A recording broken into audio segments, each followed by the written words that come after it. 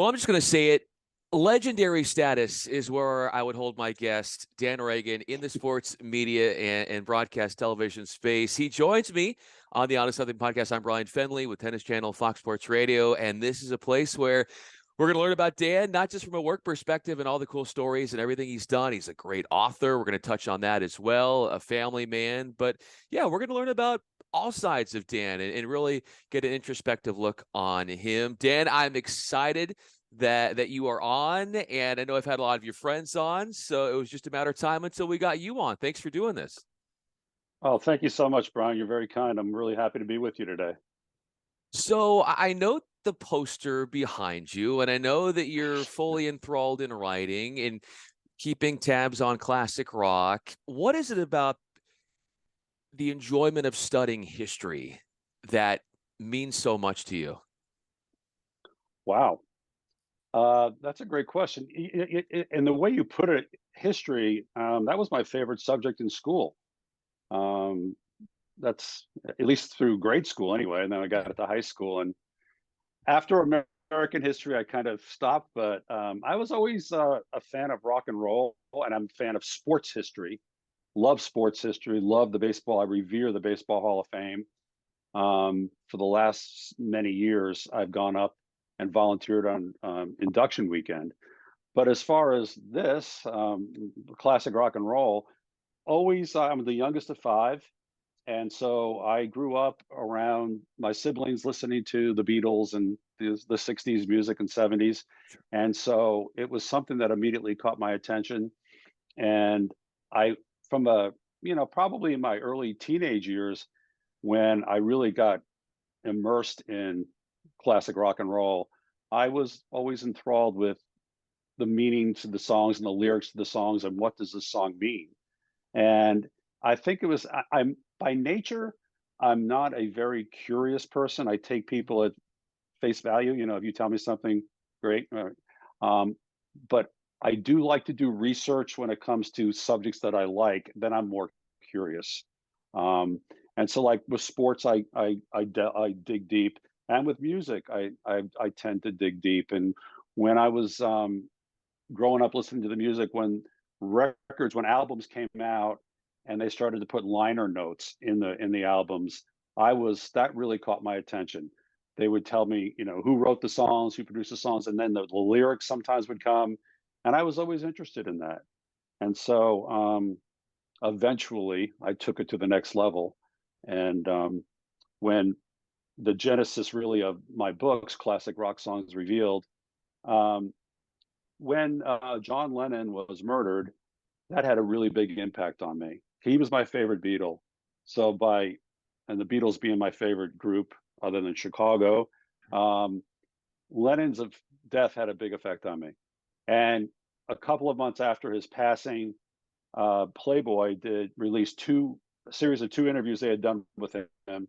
And the second one was John Lennon explaining what all the Beatles songs were about. And I was just absolutely captivated and bought the issue and saved it and read it. And I was couldn't, this is what Penny Lane's about. This is what Strawberry Fields about. All that you name the Beatles songs, he went down every single one. And that was in January of 1981. Saved it. And then you fast forward to the early 90s, mid 90s. My wife and I are big Steely Dan fans. And after many years of just not out there and not touring, they never toured. Walter Becker and Donald Fagen decided to get together and tour. And they toured starting in 1994. We saw them in Los Angeles. I was out there doing a baseball game. And a few weeks later, they came to Atlanta where we live, and we went again.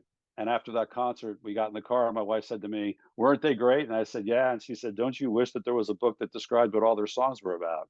And I said, "I sure do." And then under my breath, I said to myself, "And I'm going to write it." And I went home that night, and I went down to the basement, and I dug out that old Playboy that had the Lennon interviews with the explanation of the songs. I got back into bed, and I was reading it, and my wife comes out and says, "Sees me reading Playboy. What are you doing?" And I said, "Trust me, honey, I'm really reading the articles." And then I said to her, I said, "You're probably not going to believe this, but I want to write a book, and I want to try and interview as many people as I can to find out what their songs are about." And so I started in 1994, and I did it for about 4 years. Did maybe about 30 or so interviews, and then I stopped. Our sons were very young at the time. I was really busy I was working for Turner Sports at the time, and I was traveling a lot. And so between my kids being young and working a lot, and I was getting a lot of resistance from people saying he's in the studio doing an album, call us back in 6 months, and this kept happening. So I put it down for about many, many years. 1998, I stopped. And then in the 2010s, all that length of period of time went by, I picked it up again and then I stopped. And all that time in the dark periods where I wasn't doing it, Bryan, I was still listening to this music. Wow. And I had done enough interviews where I'd hear a song and I'm like, taking care of business. I know what that song's about. Randy Bachman told me what that song was about. And so it haunted me and haunted me. And so finally, I'm probably the only person on planet Earth that will tell you that COVID was a blessing, because it shut down, as we all know, it shut down everything, including people, classic rock artists touring. So they had nowhere to go. And so I got back on the horse and finally finished the book. I had no more excuses. And I did it. And it was released this year in March, on my wife's birthday. So there's You, a whole capsule. so you in doing this, you're able to uncover what these songs are about. Dan, what are you all about? What am I all about? I'm a husband, father, born again Christian, hard worker, love my wife, like God, family, baseball, country, you um, love my family, love my friends, love my work, passionate about that. The things that I really love deeply, I'm passionate about. So, I'm passionate about my family. I'm passionate about following God. I'm passionate about music. So, that's what I'm all about. Another one of your passions is writing, with, your books coming out and Hmm. everything that you've done in documenting that. How are you able to sit down, and what was your approach to structuring this out and finding a way to get out everything that you've been holding on to for all those years to finally let it all come out onto paper? Bryan, along the way, like in like maybe 2015, 16, 17, I was really getting um, this pounding in my spirit. You've got to finish this project. But I also knew that, never having written a book before, but I do like to write like little articles or whatever. I needed another voice. I needed help. And so I reached out to, in different periods of time, I reached out to different friends of mine who I was close with, who were very smart, and who I thought would be able to help me in the writing process.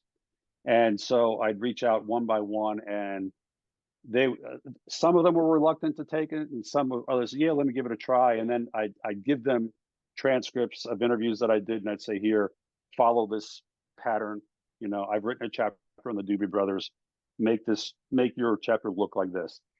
And time would go by, many months, and they'd call me back, or I'd call them, and they go, I just can't get my brain around it. So I have a very dear friend who I've known for over 50 years, who knew I was doing this and was with me through the whole journey. And he said to me one time, he called me up and he said, are you still looking for somebody to help you finish the book? And I said, yes, desperately. And he told me that his daughter, his adopted daughter, was a freelance writer. He had brought it to her attention. Would you be interested in having her help? And I said, Tom, I would love to have her help on one condition. If she says yes, her yes has to mean yes. She can't, say yes and then 4 or 5 weeks, 6 weeks, come back and say, I've got too much other stuff to do. So we got together by phone, and I told her what I just told you. I said to her, Brittany, I said, she said, my dad's told me all about it and I like music. I think I want to do this. And I said, okay, I have to get this done. And this was in April of 2020. COVID had just hit. So I said, if you tell me yes, you got to say yes, and you can't come back to me a month from now, 2 months from now, and say you got too much other stuff. She said, okay, let's do it. and she's Catherine LaCroix, and she's the co-author. And I sent her some material. I said, "Here, take a crack at this," and she wrote one chapter, and it was pretty good, but it wasn't quite what I wanted. And she wrote me back and said, "You get it?" I said, "Yeah, but it's close. I'll fix it." And she said, "No, give me another crack." And I said, "Okay." And like 2 hours later, she wrote me Wow. back, and it was perfect. And so here, a lifelong friend through all this, I had so many people, 3 or 4 different people, including a sports writer who lives 2 houses down from me, and he likes music. And I thought, this is the guy that's going to help me. And he was really interested, but he said, I have too much other writing to do. And then lo and behold, this friend of mine hooked me up with his daughter, and then we clicked, and then it got done within, a year. And she was phenomenal. I really can't say enough good things about what Catherine LaCroix did in editing she edited every word. She Wow. helped write like 2 chapters. So it was a true blessing to have her come into the picture. My guest today is Dan Reagan, freelance sports television director, author. I'm Bryan Fenley. So when you say she came in and was able to turn your ideas and some of the things that you wrote, and then she does some revisions, and then it becomes perfect. What does perfect look like in the way in which you wanted and how you wanted to convey your thoughts and your message across, and what she was able to find a way to get to? You ask a lot of very good questions. That's Thank you. another. You really do, and I I've love known that doing from the this, other Dan. interviews I I've have so watched. much passion Yeah, for this. I love interviewing. It's a lot of fun for yeah, me, as you can see. yeah. And like I said, I saw you interview my old boss, Dan Steer.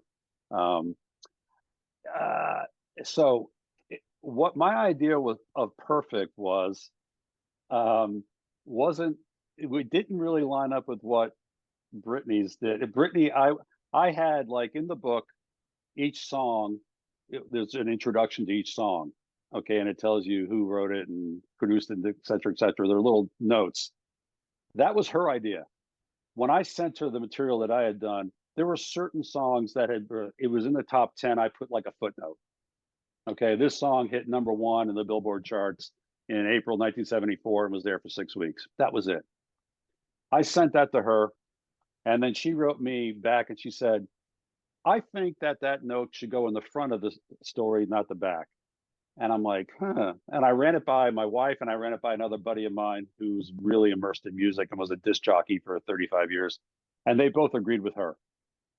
Okay. So then she wrote me back another couple of weeks later, and she said, would it be all right if I did an introduction to each and every song, give it a little bit of a background, and before we go into the Billy Joel telling about this song, I want to do a little. And I'm like, sure, go ahead, knock yourself out. And so she took this concept that I had this little blurb at the end of certain songs, and she just blew it out so that it was a little historical note about each and every one. So that was not my original version of perfect, but then after she did it and sold it to me, it was like, this is the way it should be. When you think of your career in broadcasting alongside what you're doing from a writing standpoint, but in looking through what you've done, it seems almost near perfect in the sense that you've been able to do so many cool things. And with all of your mind and so much of your mind stored up with all these songs and the history, and as we're talking about excavating what they mean, the meanings behind these songs, not to put you on the spot, but to put you on the spot, Dan, if there was one song out there that had a message, that had a feeling, had a theme for the way in which your mindset has been in the sports media landscape in the 40 years that you've been in the business, that describes your approach, what song would closely mirror your mentality and what you've done and how you were going about your business for all those decades? Wow. Okay. First song that comes to my mind is a song by Boston, Don't Look Back. And when I asked Tom Scholes that the question, not the way you just put it, but similar, I said to him, "Is that your motto in life? Don't look back." And he said, "It's not a bad idea." And as you know, when you're doing live sports, you always have to look forward. Yeah. Okay. You can't think about, I mean, there are going to be mistakes made in a live sports production. But you know what?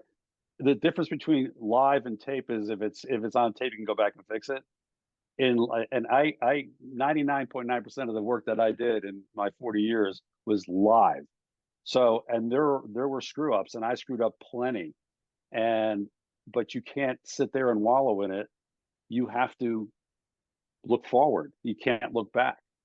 Um, so and so that's probably I would say the song. Although my favorite song is "Make Me Smile" by Chicago, and that's not a bad credo to live by either.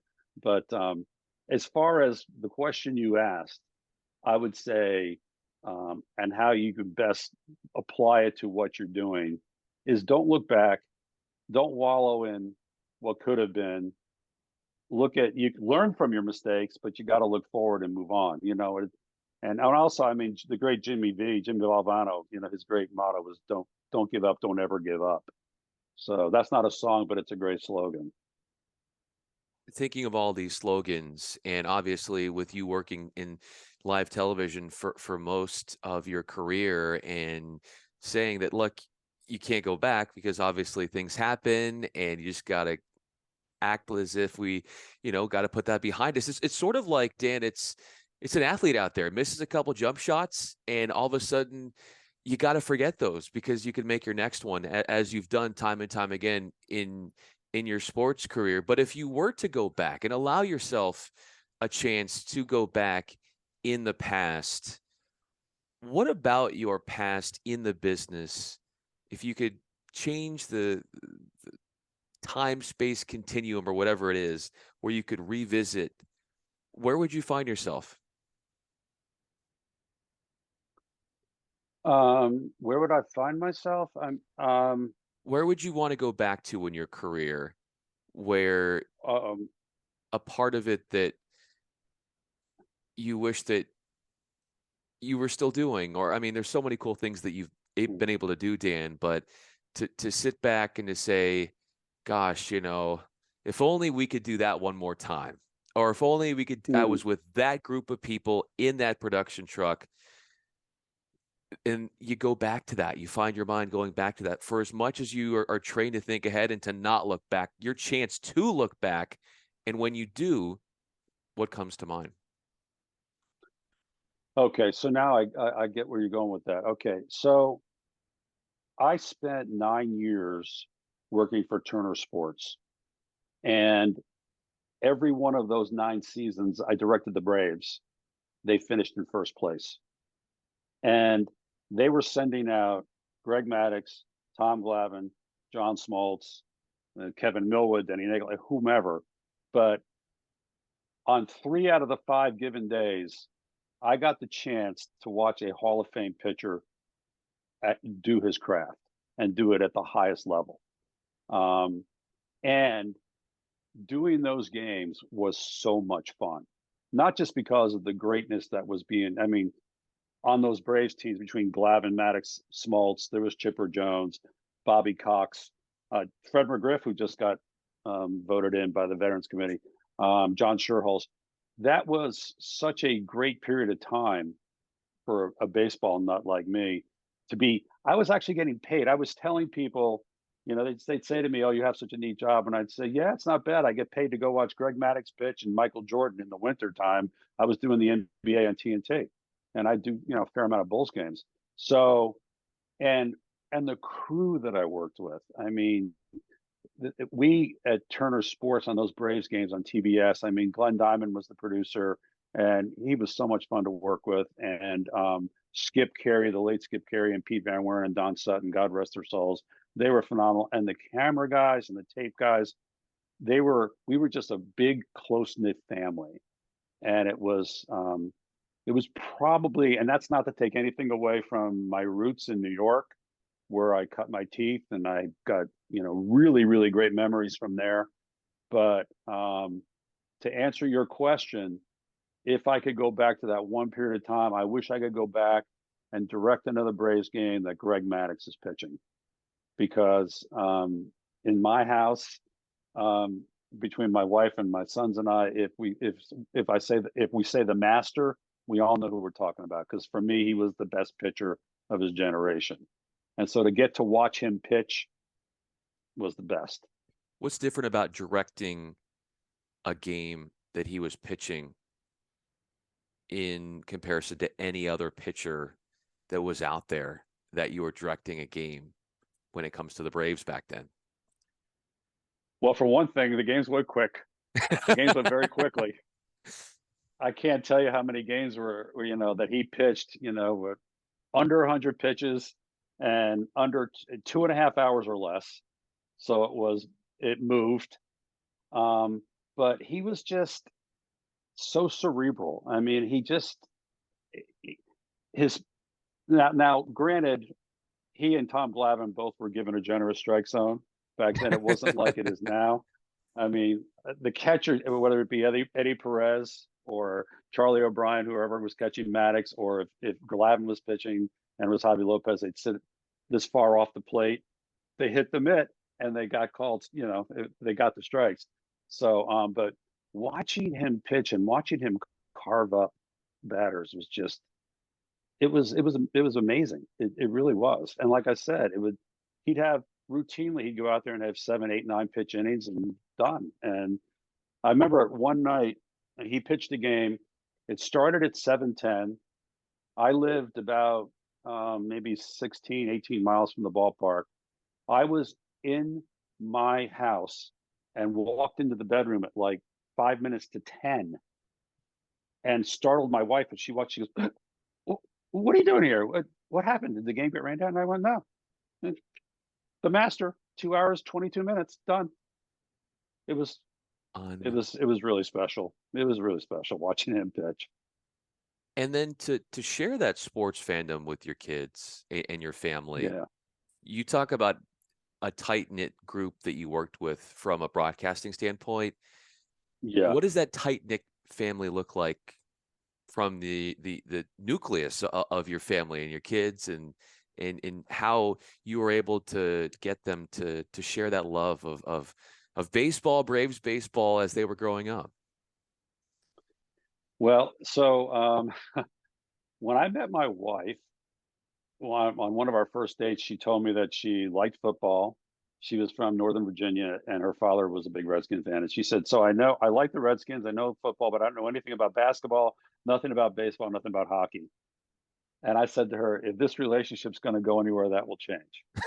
And and she said at the time that all baseball players do is spit and grab themselves. and and God, having the wonderful sense of humor that he does, then blessed us with 2 sons who both played baseball. And my wife found out very quickly that when a baseball player was, quote, grabbing themselves, they were adjusting their cut. Yeah. Right? So she found out that our son, and so she went from being a neophyte baseball fan, and my sons became, just immediately, they just had an instant love for baseball. In fact, our youngest son, when he was 3 years old, there was almost a whole year where he insisted that we not call him Chipper. I mean, we not call him Sean, we call him Chipper. He would correct us. "Don't call me Sean. My name is Chipper." So they both played baseball all through high school. One of them played a little bit in college, and they both were able to win state championships at their high school in their senior years. So that was really cool too. Wow, that's so cool. And one of them is with working with the Atlanta Yes, Braves as well. So continuing right. on that tradition. Dan Reagan is with me. I'm Bryan Fenley, freelance sports television director and also author. He is on the On Is Something podcast. All right, I got one more question for you, Dan. And what would you, if you were to write a song, how would you start? That in a song that that would describe your life? Your own song, not somebody else's. I know we talked about earlier about a song that maybe you would sort of feel like you can resonate with the feelings that are coming out of a song. But for you, if you had a chance to work around with a band and to do whatever you want to describe that mindset of who you are, and I know you talked a little bit about different mottos that you keep, what kind of ensemble am I going to hear from that playing of different instruments and that creation of sound? Wow. Um, you know, first of all, I have never played an instrument. I've tried. I've taken a short little dab a couple of times at trumpet and piano, but I'm not musically inclined, even though I love it. And when I started this whole project, I went into it thinking that songwriters started with the lyrics and worked their way to the music. And then I found out how wrong I was, that they start with the music almost, 99% of the time. The music comes first, then the lyrics come. There are instances where it comes out simultaneously. For me, it would have to have brass, since I love Chicago so much and I love Steely Dan. So there'd have to be a big brass arrangement. And the reason why I love Chicago so much and Steely Dan, the horns and stuff like that, it's got a bounce to it. It's happy.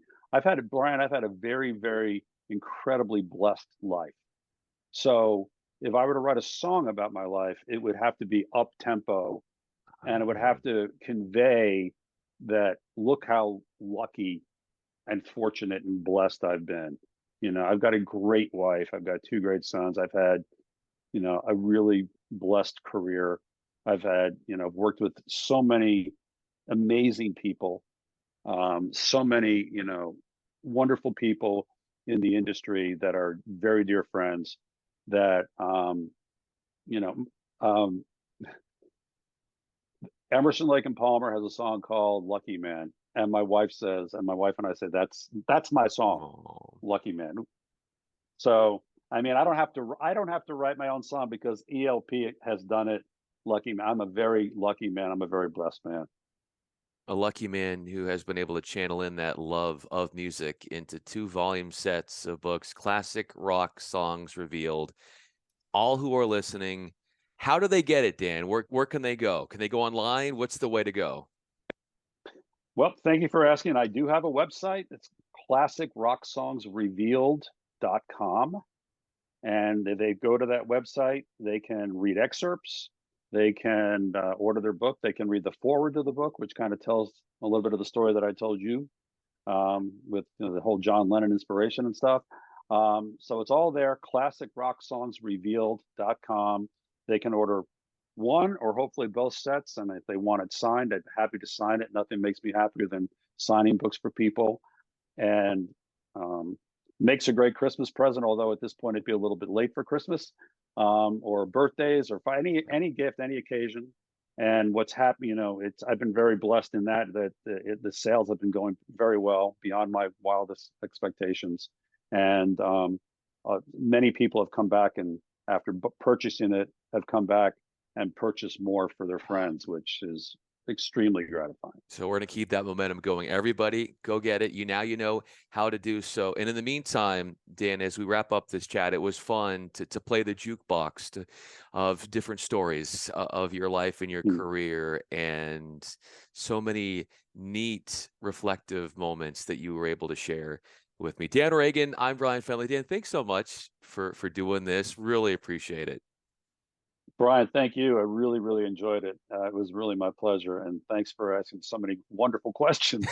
Oh, thank you.